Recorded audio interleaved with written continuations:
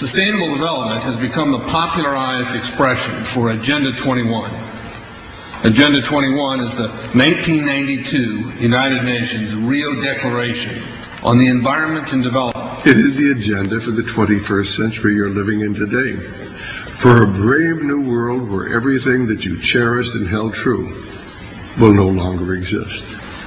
Agenda 21 defines itself as the comprehensive plan of action to be taken globally, nationally, and locally by organizations of the United Nations systems. It also elevates nature above man.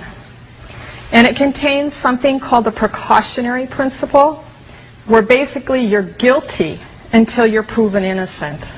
Sustainable development is the philosophy designed to bring human beings across the globe under the full control of a narrow human elite.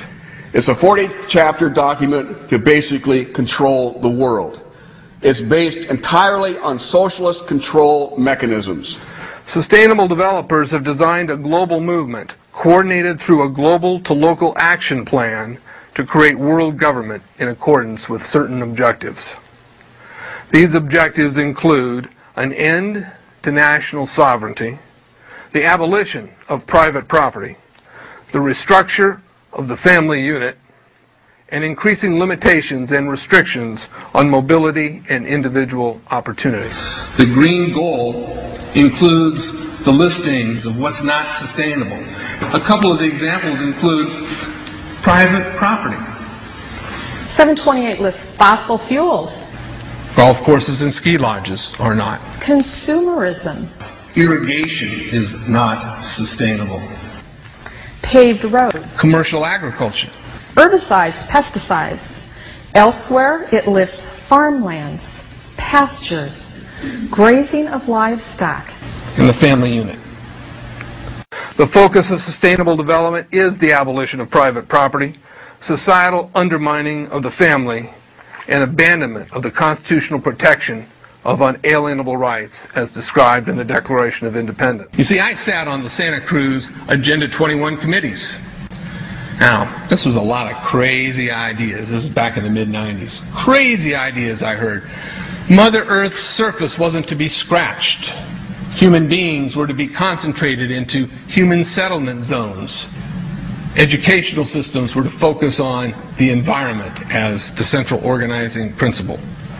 All aspects of life were covered. Well, I went to these committees at the request of some people who told me that I needed to understand what was going on, and I came back and I said, this is craziness. This is so silly. It has no chance of having any effect on our society. Well, I was wrong.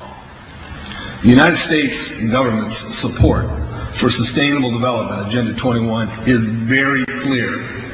In 1992, while the Rio Conference was going on, George Bush, then president, was there where he executed the Agenda 21 protocols on behalf of the United States and brought it back to Washington, D.C. Within a year, Bill Clinton, by executive order, no congressional review, established the President's Council for Sustainable Development.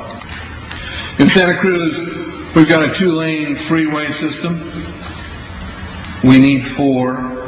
But what we're getting is hundreds of millions of dollars of federal money to take a dilapidated rail line that Southern Pacific wants to put in the hands of somebody else so that a commuter line can be built along the railroad track. That'll be followed by 14-story buildings where people will live and stack them and pack them units, where developers or so-called sustainable developers will build these high-rises with federal dollars. In fact, Santa Cruz has received a $300 million federal grant to build the first 3,000 of these stack and pack them units.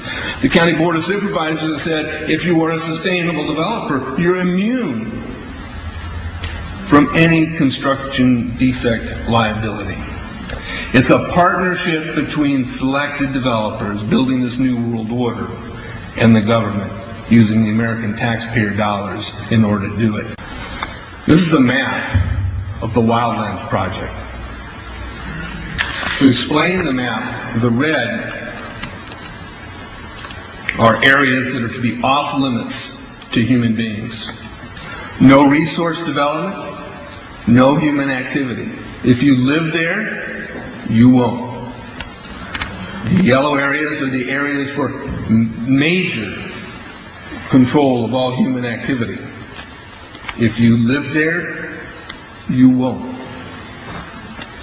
The black areas, the black dots, are the smart growth zones. That's where human beings are to be stacked and packed in small living units along rail tracks. The Smart Growth Program ultimately has jobs assigned and children cared for by the state.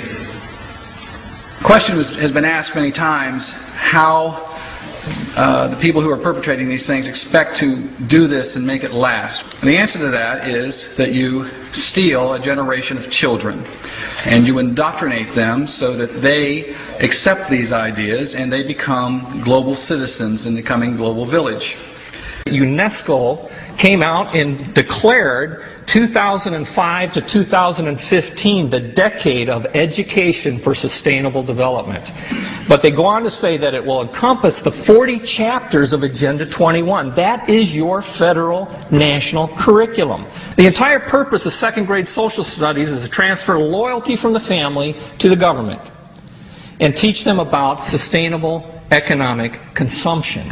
Students construct their own understandings of reality and realize that objective reality is not knowable.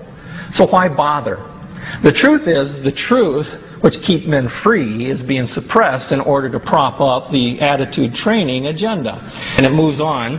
This is our new math called connected mathematics. Standard 3 tells us that students learn that mathematics is man-made, that it is arbitrary, and good solutions are arrived at by consensus. Most of us assume 2 plus 2 is always going to equal 4. You're wrong. We might reach a new consensus. How well does it work? Well, they tell you in the teacher's guide in the back, it tells us that because the curriculum doesn't emphasize arithmetic computations done by hand, some students may not do as well on tests assessing computational skills. We believe such a trade-off in the favor of CMP is very much to the student's advantage in the world of work. Our children are mathematically illiterate on purpose. How do I know on purpose? Why isn't this just a basic bad idea? Because the Sustainable Development Plan tells us so. Generally, more highly educated people who have higher incomes consume more resources than poorly educated people who tend to have lower incomes. In this case, more education increases the threat to sustainability. Charlotte Iserby, I owe you an apology. I did not believe for the longest time it was a deliberate dumbing down. I thought the dumbing down was a natural consequence of a bad idea. Folks, it's deliberate. It's deliberate. The sustainable globalist goal is the orchestration of a planned fall of American principles, values, and lifestyles. The effect on the average American will be devastating. With modernizing technology, the ordinary person will live without independence, privacy, or substantive rights. Another press conference that I attended was the ICLE group, the International Committee for Local Environmental Initiatives. It helps in the implementation of Agenda 21 in all of our local communities. And one of the speakers was Harvey Reuven, who happens to be the vice chair of ICLE. And I asked him about the correlative rights that Americans derive from the United States Constitution and the Bill of Rights. And that, of course, is your individual liberties, your private property, your freedom of speech. Asked about it clashing with Agenda 21. And you know what his response was? Individual rights must take a back seat to the collective.